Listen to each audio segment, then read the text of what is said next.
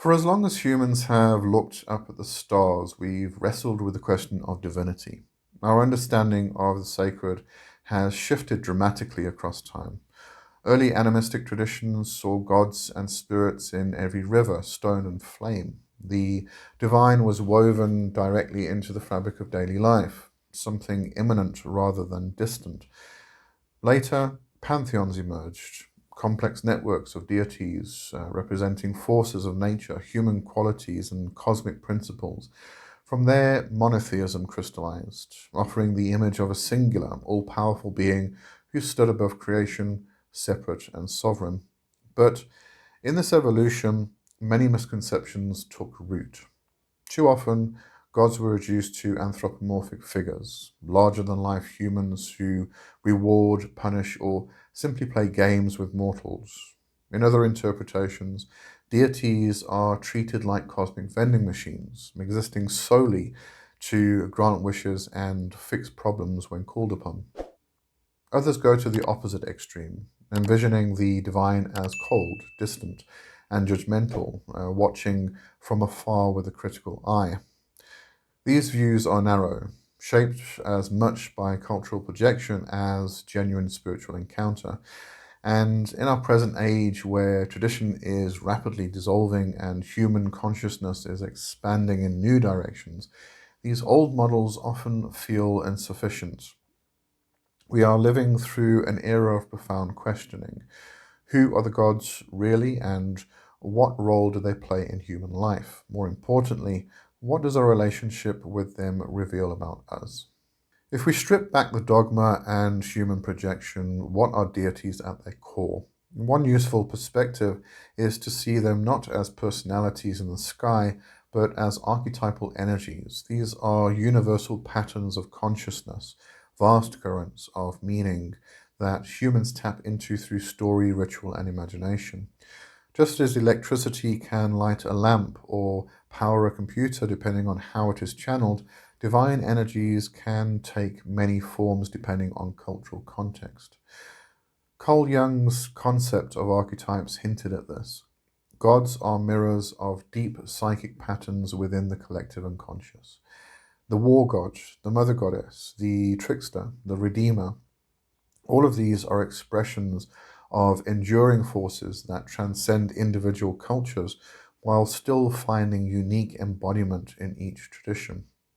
Here, quantum physics enters the conversation, not as pseudoscience, but as a metaphorical bridge. Modern physics has shown us that reality itself is far stranger and more interwoven than classical materialism suggests. Consciousness and observation play an undeniable role in shaping what we perceive as real. If we take that seriously, deities can be understood as focal points where human consciousness intersects with the greater field of possibility. They are not just in our heads, nor are they entirely separate others. They are points of resonance between human perception and universal consciousness. From this vantage, the gods are both real and symbolic. They are not simply figments of imagination, but neither are they fixed beings with unchanging forms. They are emergent, arising where human experience and cosmic mystery meet. In a sense, deities reflect us back to ourselves, while simultaneously pointing beyond the human into the vastness of possibility. If deities are archetypal forces, then connecting with them becomes less about rigid belief and more about personal discovery. This is where spirituality steps outside of institutional religion and becomes an intimate journey. To work with a deity is to engage with a mirror of your own inner world, a guide that helps illuminate what is hidden within you. Mythology becomes crucial here. Ancient myths are not simply old stories, they are symbolic maps encoded with insights about the human condition. When we read about Persephone's descent into the underworld, we are not only learning a tale about a Greek goddess, we are engaging with a narrative about loss, transformation, and the cyclical nature of life.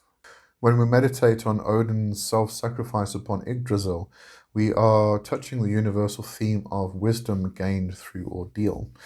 In this sense, myths are invitations. They allow us to approach the divine not as dogma, but as living symbols we can enter, explore, and reinterpret.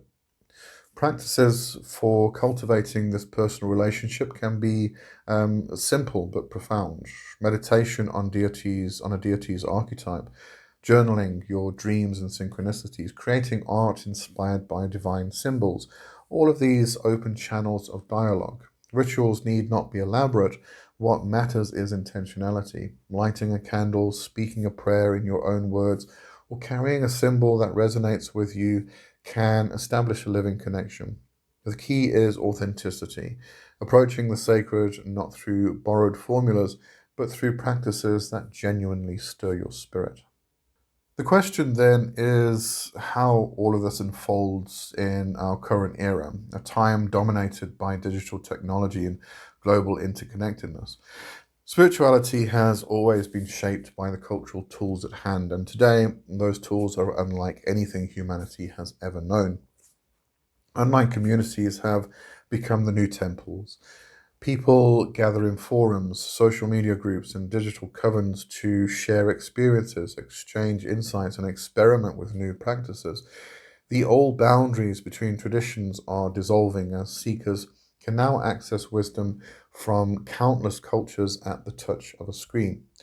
This is both liberating and challenging. It creates opportunities for innovation, but also risks superficiality and cultural appropriation. At the same time, traditional religious institutions are in decline. Fewer people feel tethered to churches, temples, or mosques, choosing instead to forge personal spiritual paths. The rise of spiritual but not religious reflects the hunger for authenticity and a refusal to be constrained by dogmatic systems. Technology itself is becoming a spiritual medium, from meditation apps to AI-driven rituals, from live stream ceremonies to virtual reality shrines. The digital world is opening new avenues for encounter with the sacred. The danger lies in reducing this to mere consumption, scrolling past spiritual memes without engaging deeply. But when approached with intention, technology can be a profound tool for exploration and community building. It allows us to weave spirituality directly into the fabric of interconnected lives. All of this brings us back to the heart of the matter, your own relationship with the divine. The central truth is that you are not a passive recipient of spiritual truths handed down from on high. You are a co-creator of your experience of the sacred. Reclaiming this agency is vital. Too often, people are taught to outsource their spirituality to priests, gurus, or books, but the divine is not something mediated exclusively through external authority. It lives within you in the capacity to imagine, to connect, to embody meaning. The gods you work with are not arbitrary. They are chosen, shaped, and engaged by your own journey. Spirituality is not static.